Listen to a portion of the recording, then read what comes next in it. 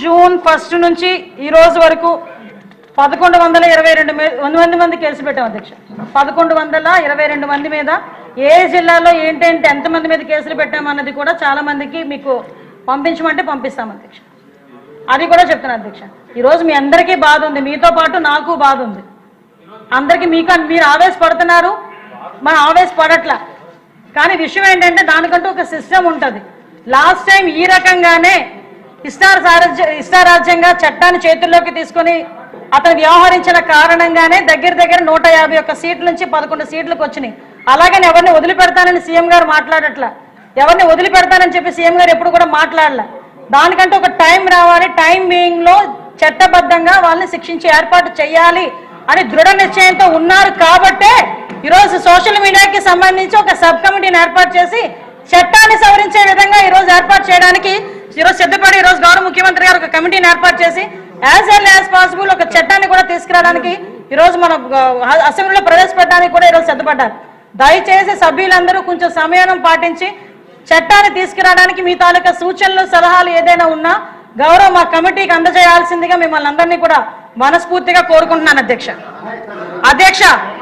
ఇంకొక విషయం అధ్యక్ష, లాస్ట్ టైం సోషల్ మీడియాకి సంబంధించి అధ్యక్ష ఇందాక గౌరవ సభ్యులు గంటా శ్రీనివాసరావు గారు కూడా చెప్పారు అధ్యక్ష, అలాంటి కేసులు అధ్యక్ష. ఇప్పుడు నేను ఇంకొక విషయం కూడా చెప్పాలి అధ్యక్ష. ఇప్పుడు సుమారుగా నేను 1122 కేసులు అని చెప్పాను అధ్యక్ష. నెక్స్ట్ రేపు వాళ్ళు ఏదో క్వశ్చన్ చేస్తారు, ఇంతమంది మీద మీకు కేసులు పెట్టారు.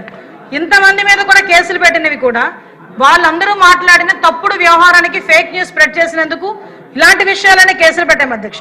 లాస్ట్ టైం లాగా వాళ్ళ గవర్నమెంట్ లో ఉండేటప్పుడు మన అంకబాబు గారని ఒక సీనియర్ జర్నలిస్ట్ ని, రంగనాయకమ్మ గారని ఒక 70 years ఓల్డ్ లేడీని, అదేవిధంగా మన నలందా కిషోర్ గారిని, అలాగే చూసుకుంటే జర్నలిస్టులు చాలా మంది జర్నలిస్టుల మీద, ఆఖరికి కొంతమంది టీచర్స్ మీద, అంగన్వాడీ కార్యకర్తల మీద, ఆశా కార్యకర్తల మీద, అమరావతి మహిళా రైతుల మీద చాలా మంది మీద ఇలాంటి అక్రమమైన కేసులు పెట్టి నా పరిస్థితి కూడా ఉంది అధ్యక్ష.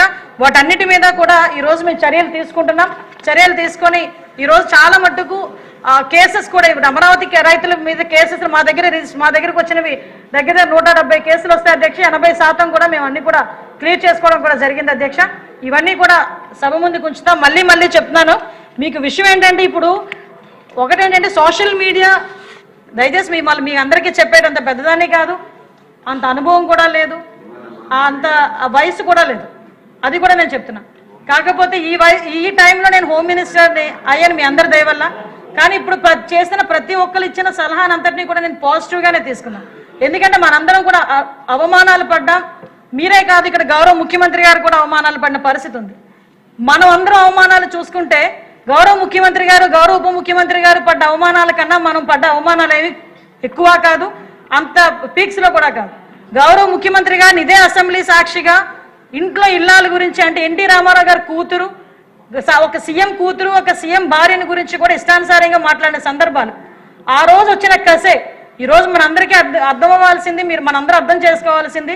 ఆ రోజు మనందరం పడ్డ బాధలు, ఆ రోజు మనందరం పడ్డ అవమానాలు ఈ రోజు 64 సీట్లు తీసుకొచ్చి ప్రజలు మనందరిని ఇక్కడ తీసుకొచ్చి కూర్చోబెట్టారు.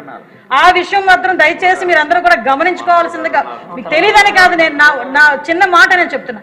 దయచేసి చిన్న లోపాలు ఉన్నాయి, మీకు ఏదో అడ్మినిస్ట్రేషన్ ప్రాబ్లమ్స్ ఉన్నాయి, ఒక సిఐ ప్రాబ్లమా, ఒక డిఎస్పీ ప్రాబ్లమా, లేకపోతే ఒక ఏదైనా ఇష్యూ ప్రాబ్లమా, డెఫినెట్ గా తీసుకొస్తే వాటిని మేము కన్సిడర్ తీసుకుంటాం.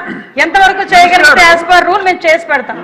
దయచేసి ఈ విషయాన్ని కూడా గ్రహించుకోవాల్సిందిగా మరొకసారి కోరుకుంటూ మళ్ళీ చెప్తున్నానండి. చంద్రబాబు నాయుడు గారు, సీఎం గారు చంద్రబాబు నాయుడు గారు, పవన్ కళ్యాణ్, మన డిప్యూటీ సీఎం పవన్ కళ్యాణ్ గారు, నారా లోకేష్ బాబు గారు, వీళ్ళందరూ కూడా చాలా చిత్తశుద్ధితో ఉన్నారు.